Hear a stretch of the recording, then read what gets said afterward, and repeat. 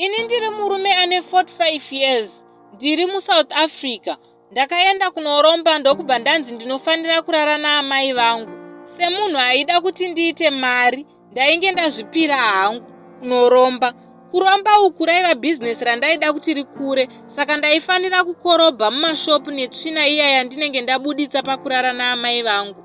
Saka zvandakaita, ndakadana amai kuti vauye sezvo yaiva first time kuuya kuJoni.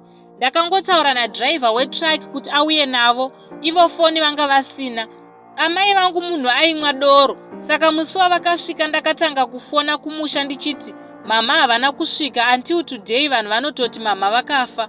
Musi wavasvika takamwa doro tiri vaviri, ndokudhakwa, ndokubva ndavaendesa kun'anga iye. Vakasvika vakaitwa mbeveve, mumukanwa mavo hapana kana wedhi rinobuda, saka ndakabva ndadzokera navo kumba ndokuvaisa mune yavo room. Ndivo mukadzi wangu, ndinorara navo. Hama dzinouya kubva kumusha vagogara kana vhiki, asi hapana anoziva kuti mama vapenyu. Kana ndichiziva kuti pane vari kuda kuuya, ndinovasunga netambo varimo mumba imomo. Hapana kana anoziva kuti mune munhu. Mama vane 16 years varimo imomo. Vakamboita mimba